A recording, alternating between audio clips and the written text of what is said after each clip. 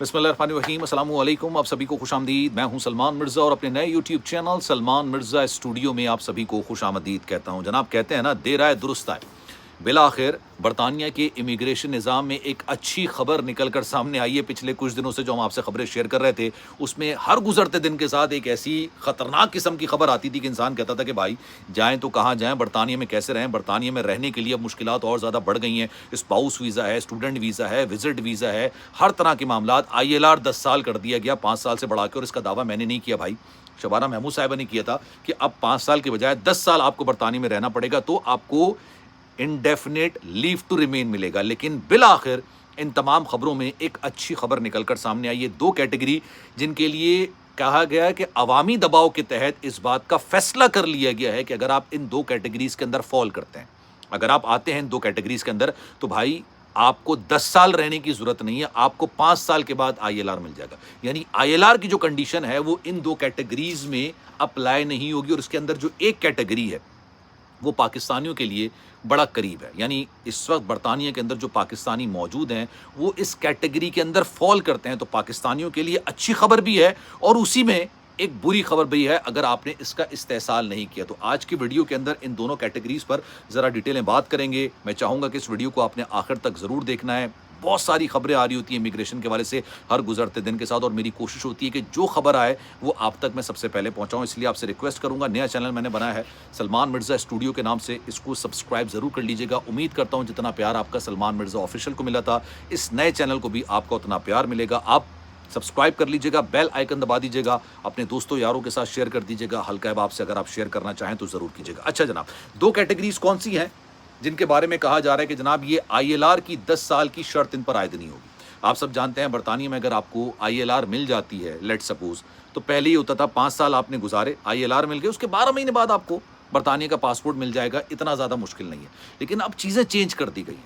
मैंने last video में आपको बताया था कि अब आपको ना सिर्फ 10 साल गुजारने होंगे, बल्कि रिस्ट्रिक्शंस काफ़ी ज़्यादा हैं कि आपने किसी किस्म की कोई मराहत नहीं ली है, आपका जो ना वो स्पॉटलेस किस्म का एक रिकॉर्ड रहा हो, आपने कम्युनिटी के अंदर बाकायदा तौर पर अपना एक हिस्सा डाला हो, साथ साथ आपकी इंग्लिश आउटस्टैंडिंग हो, तब जाके आपको ILR मिलेगा, वो भी 10 साल में। लेकिन 2 कैटेगरीज ये डिफाइन की गई हैं। पहली कैटेगरी इतनी ज़्यादा पाकिस्तानियों के लिए एप्लीकेबल नहीं है, इसलिए मैं पहले वो बता देता हूँ।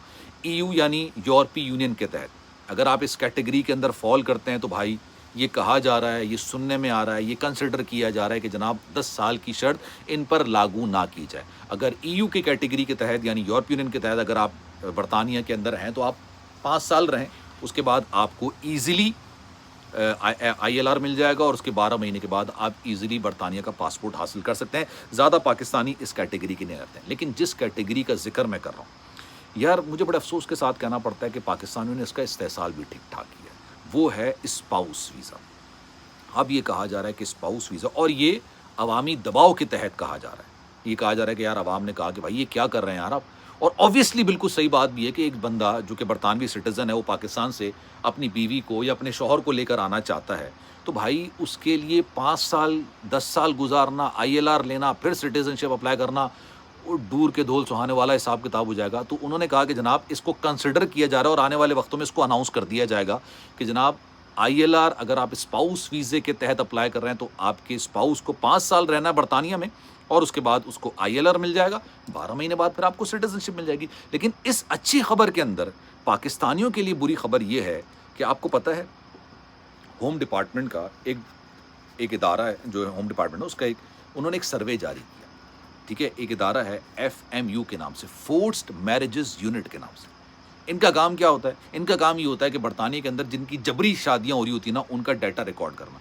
अब बड़ी दिलचस्प बात यह है कि साल 2024 के अंदर बरतानिया के अंदर जितनी भी फोर्स मैरिजेस हुई हैं, ज़बरदस्ती शादियां कराई गई हैं, उसमें पहले नंबर पर पाकिस्तानी आ रहे हैं। गालिबन 107 केसेस हैं जो कि साल 2024 के रिपोर्ट किए गए, और ये टोटल केसेस का 45% हैं, यानी आधे से थोड़ा सा कम। सबसे ज़्यादा पाकिस्तानियों ने स्पाउस वीज़े का इस्तेसाल किया है, इस्तेसाल ठीक ठाक किया है, और जितनी भी शादियां की गई हैं उसमें से 45% जो है ना वो फोर्स मैरिजेस हैं। अब होता क्या है? होता ये है कि जनाब 70 की दिहाई में, 80 की दिहाई में, 90 की दिहाई में आप बरतानिया चले गए, آپ اس وقت جوان تھے, شادی وادی نہیں ہوئی, آپ نے شادی کر لی, بچے پیدا ہو گئے. اب آپ کو یہ خیال ہے کہ نہیں, جب آپ کے بچے جوان ہو گئے ہیں تو آپ یہ کہتے ہیں کہ نہیں, ہم برطانیہ میں کسی لڑکے یا لڑکی سے اپنے بیٹا یا بیٹی کی شادی نہیں کریں گے, ہم تو پاکستان میں کریں گے, اپنے بھائی کے بچے سے, بہن کے بچے سے, دوست کے بچے سے, رشتہ دار کے بچے سے کریں گے. اب آپ کے بچے وہاں پر, اور میں اس بات کو ٹوٹلی ایگری کرتا ہوں کہ یار جس نے ساری زندگی اپنا براٹ اپ برطانیہ میں یہاں دیکھا ہے, وہ پاکستان کی مینٹالٹی کو جو وہاں کا براٹ اپ ہے وہاں سے کیسے میچ کرے گا.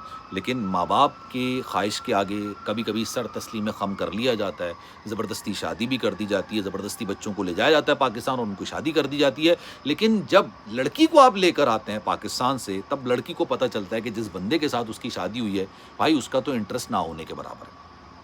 بڑی مشکلوں سے چیزیں سارٹ آؤٹ کرنے کی کوشش کی جاتی ہیں, لیکن جب نہیں ہوتی ہیں اور پھر جب رپورٹ ہوتا ہے یہ کیس یا پولیس رپورٹ ہوتی ہے تو بعد میں پتہ چلتا ہے کہ بھائی یہ تو فورس میرج ہے, پتہ چل جاتا ہے. اور ایک اس کے پیچھے وجہ یہ بھی ہوتی ہے کہ برطانیہ کے اندر مانے نہیں مانے آپ, لیکن برطانیہ کے اندر بھائی میڈ رکھنا, اور یہ میں بہت رسپیکٹ کے ساتھ کر رہا ہوں, کسی کی بھی دل آزاری نہیں کر رہا, لیکن حقیقت ہے برطانیہ کے اندر, امریکہ کے اندر, کینیڈا کے اندر, آسٹریلیا کے اندر آپ کو اپنے کام خود کرنے ہوتے ہیں.